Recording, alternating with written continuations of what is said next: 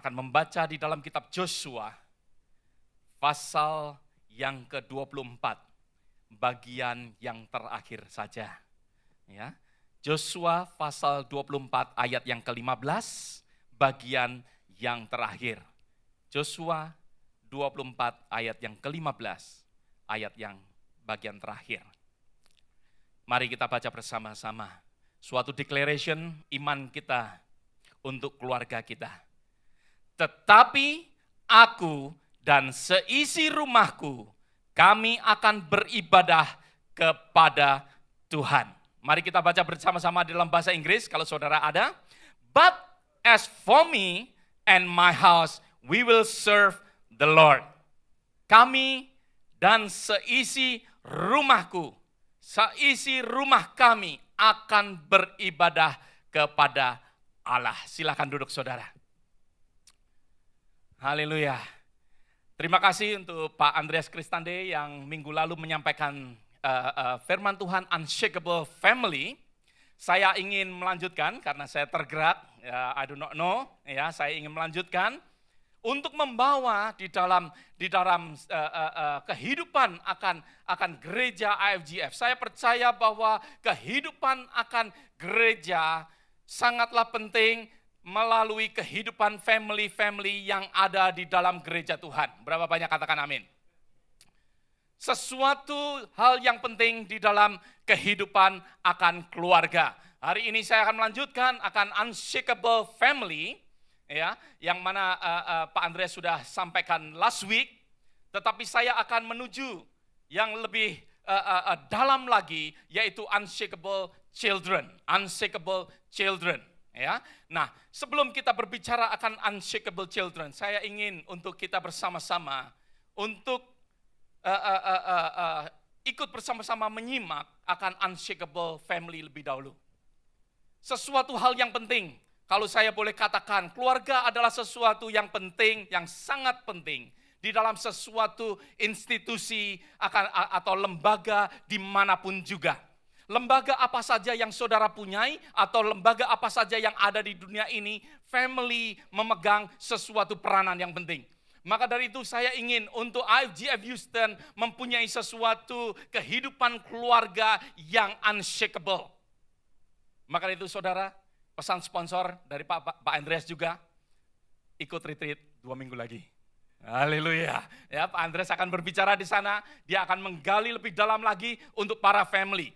Maka dari itu saya sangat setuju sekali. Kenapa family penting di dalam keluarga? Kalau kita perhatikan, kalau keluarga berantakan, maka semua yang bergantung dengan keluarga yang strong akan mengalami sesuatu keberantakan juga. Di dunia ini, kalau keluarga demi keluarga berantakan, maka dari itu apa yang ada di dunia ini, di sekitar daripada family itu juga mengalami sesuatu keberantakan.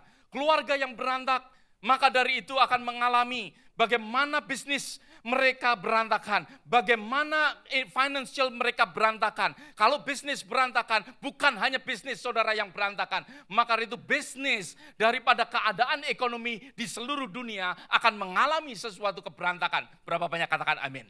Mungkin kita tidak realize, mungkin kita hanya berpikir, oh this just my family. Tetapi saya percaya, kalau keluarga berantakan, maka itu segala sesuatu yang ada di sekitar kita juga mengalami keberantakan.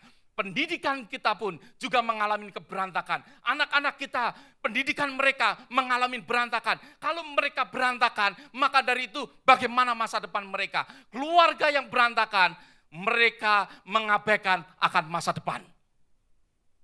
Halo? Keluarga yang berantakan, maka dari itu keluarga ini, kalau saya boleh katakan, mengabaikan akan masa depan.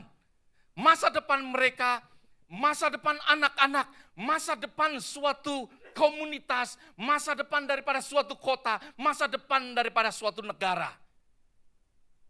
Dimulai dari mana? Dari keluarga. Dimulai dari keluarga yang berantakan. Kalau keluarga berantakan, lingkungan berantakan, keamanan juga mengalami suatu keberantakan. Saudara, Berapa banyak orang-orang yang anak-anaknya ikut di dalam geng? Keamanan di sekitar menjadi tidak aman. Karena apa? Karena timbulnya adanya keluarga-keluarga yang berantakan. Mereka tidak ada suatu perhatian kepada keluarga mereka. Maka itu mengalami sesuatu keberantakan. Geng ada terjadi di sekitar daripada di mana kita tinggal mungkin. Beberapa saat yang lalu kita dengar di Chicago, dikejutkan, ya banyak orang mengatakan, oh ini mungkin salah satunya Olimpik tidak diberikan kepada kota Chicago. Ada orang yang mengatakan karena apa? Karena pada saat itu terjadi keributan antar geng di mana anak sekolah ya dipukulin, ada yang sampai meninggal dan lain sebagainya. Kenapa mereka terjadi demikian?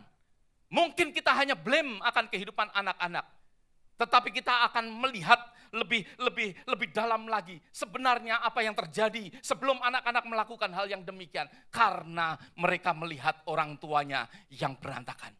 Keluarga yang berantakan. Maka dari itu jangan kita pikir hanya sekedar kehidupan keluarga kita, tetapi keamanan di sekitar kita pun juga akan mengalami berantakan. Seringkali kita banyak berbicara. Saya pun juga sering berbicara tentang apa yang terjadi, yang akan terjadi. Kita berbicara banyak tentang White House. Tetapi saya diingatkan sebelum kita bicara banyak tentang White House, kita berbicara tentang our house lebih dahulu. Berbicara tentang rumah kita lebih dahulu. Sebelum kita berbicara akan negara. Karena negara isinya yaitu keluarga demi keluarga. Negara isinya adalah keluarga demi keluarga. Saudaraku, saya tahu bahwa suatu tantangan yang terbesar di dalam kehidupan parents, yaitu bagaimana membesarkan akan anak-anaknya. Suatu tantangan yang besar bagi kita sebagai orang tua, yaitu bagaimana membesarkan mereka. Bagaimana kita bergumul dari umur 0 sampai 18 tahun kalau saya boleh katakan. Sampai 18 tahun bagaimana kita membimbing mereka. Bagaimana dari sekedar mungkin kita membelai sampai kita mencabuk. Bagaimana kita saat kita mengutarakan kata bisikan mungkin sampai kita menjerit. Bagaimana kita membawa mereka bertumbuh mengalami sesuatu kehidupan yang benar, kehidupan yang baik. Bagaimana kita membentuk mereka, bagaimana kita mencetak akan anak-anak kita. Sesuatu yang penting di dalam kehidupan keluarga. Kalau kita sadar, sebenarnya saudara, yang saya ingin bawa setiap daripada kita hari ini,